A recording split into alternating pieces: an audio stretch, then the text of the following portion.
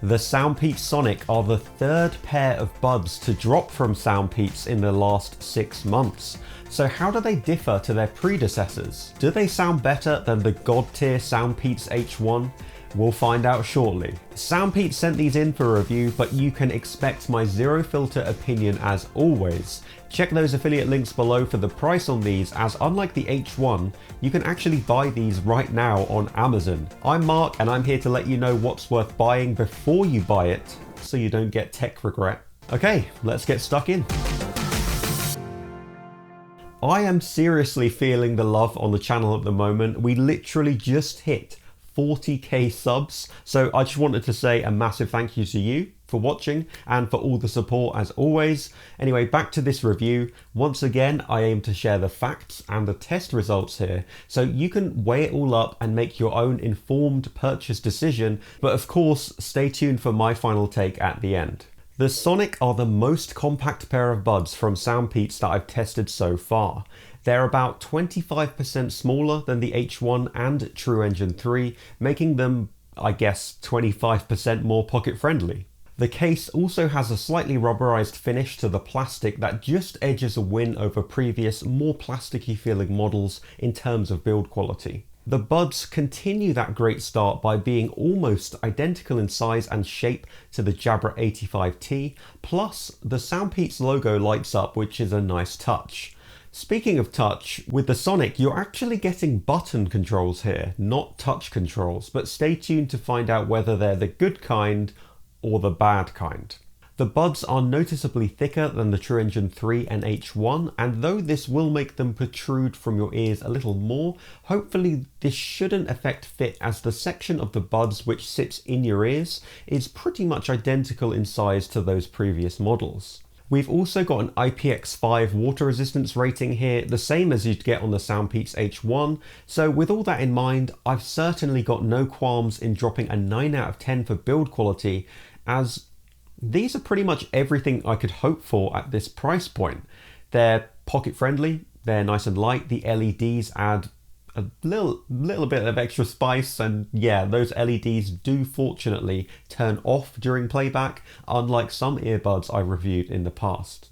But battery life is where the Sonic truly shine. Make sure you're sitting down for this part, because the Sonic put out 15 hours of battery life in a single listening session. Let's just take a quick second to remember that the $280 Bose Quiet Comfort only put out 18 hours overall, and yes, that is with the charging case factored in. When you factor in the case as well as the buds, you're getting 35 hours here overall. So whilst the H1 have 40 hours overall, 15 hours playback in one listening session is the highest single session figure out of any true wireless earbuds I've ever tested.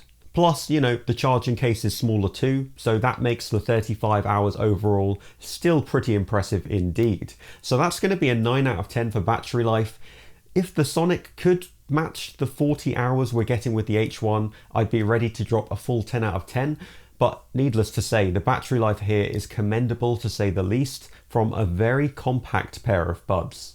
When it comes to fit and comfort, I find that the Sonic fit my ears far better than the H1, so yes, I can definitely recommend these for light to moderate workouts.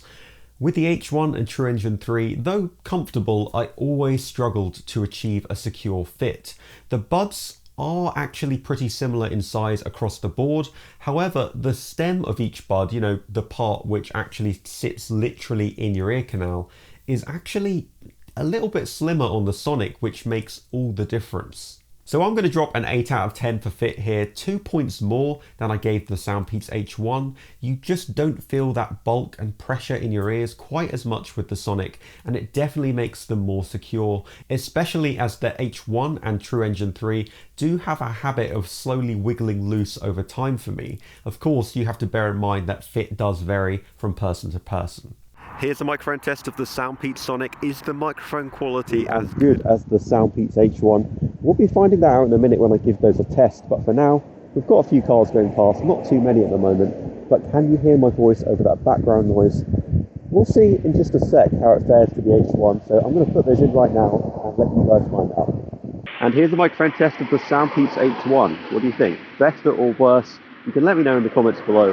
I will let you know once I get back home and listen to these recordings, so I can't tell you my opinion right now. But fortunately, we've got quite a lot of cars going past, so it should be a very similar recording in that respect. But we're not going to stop there. I'm going to go on now to test the SoundPEATS True Engine 3, which came out not that long before the H1s, to see how that compares as well. So let's do it. And last but not least, here is a microphone test of the SoundPEATS True Engine 3 SE. How do they compare to the first two? So I'm going to head back inside now and give you my final take on microphone quality and which was best and worst. Believe it or not, all three pairs of buds had clear voice capture 8, meaning there should be a significant reduction in background noise across the board here. However, on the Sonic, it's undeniable that there was a far better reduction of those cars flying past than when compared to the other two competitors. On the H1 especially, you could clearly hear every single car going past without a doubt, which isn't ideal.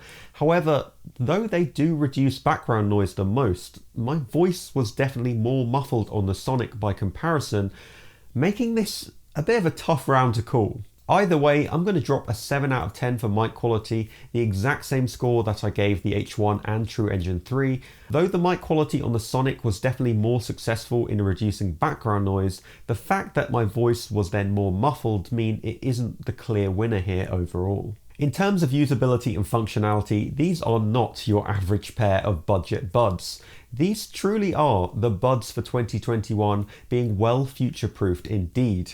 Like the H1, we've got Bluetooth 5.2, meaning a stronger, more stable connection overall, and crucially, more efficient power consumption, which explains those killer battery life claims. We've got the support of aptX Adaptive here too, a codec which no high-end true wireless earbuds currently support.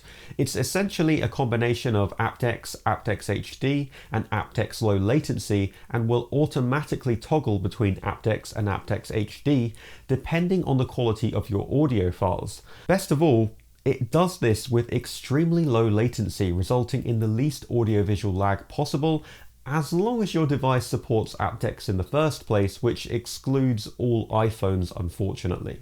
But that's not the only thing that makes them similar to the H1. We've also got a low latency gaming mode here, which you can activate with a triple click.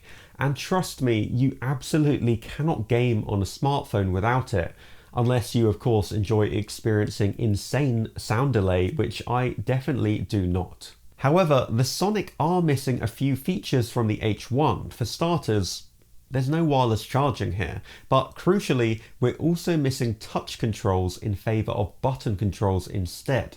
Now, I did say I'd tell you if these were the good kind or the bad kind when it comes to button controls, and they are the bad kind. The buttons are pretty stiff, meaning you do end up jamming them uncomfortably in your ears just to achieve a successful button press.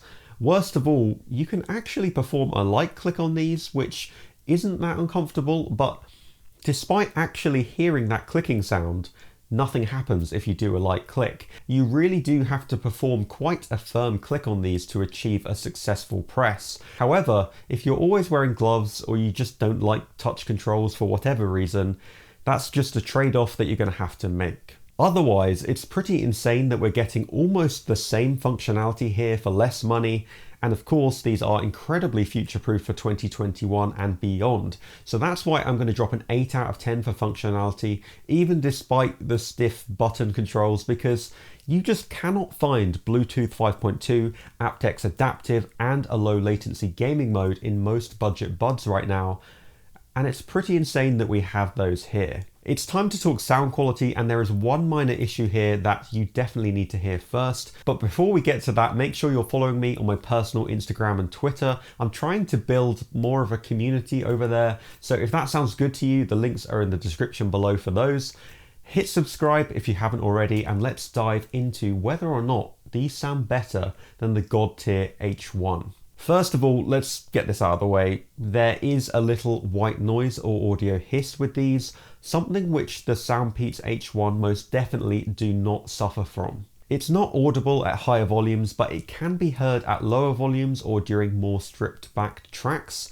There's also a quiet beeping noise in the left earbud from time to time outside of playback, but more noticeably when pausing tracks or occasionally between when tracks change. So spoiler alert, they already fall short of besting the H1 in terms of sound quality just purely based on that.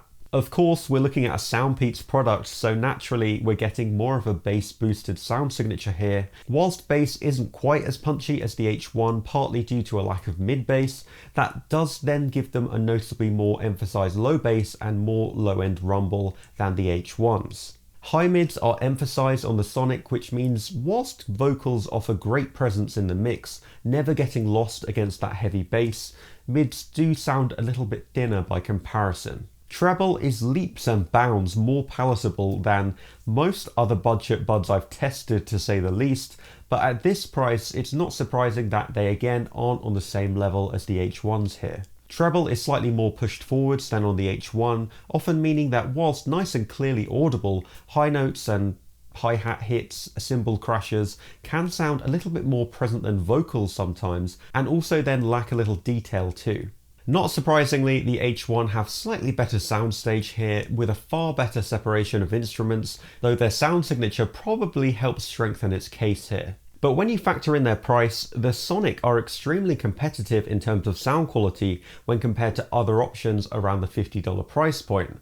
Now, I'd love to drop a 7 out of 10 here for sound quality because that is what you're getting, but unfortunately I do have to deduct one additional point for the audio hiss, leaving the Sonic at a 6 out of 10. If you can overlook the hiss, you won't be disappointed, but it's clear that by opting for that epic battery life, you will have to sacrifice a little sound quality in the process. Whether that's worth it or not is entirely up to you. Overall, the SoundPEATS Sonic scored a 47 out of 60, which is an above average 7.8 out of 10 overall. The pros are insane single listening session battery life, great future proofing with Bluetooth 5.2, aptX adaptive and low latency mode, a compact size and a great fit. The cons are stiff button controls and audio hiss, which might just be a little bit of a deal breaker for you. There's no denying here that value for money is pretty insane, and those battery life figures are among some of the best I've ever tested, and I can definitely forgive them for not sounding quite as good as the more expensive H1, as that's not what I was expecting here, but audio hiss unfortunately prevents me from ranking them as the king of the $50 price point, even though they came extremely close. Now you've watched this video, you definitely need to check out my full review of the SoundPEATS H1 by clicking here to see what all the fuss is about, or you can check out my 5 best budget buds by clicking here, where the H1 actually also feature. So click one of those and I will see you in the next video.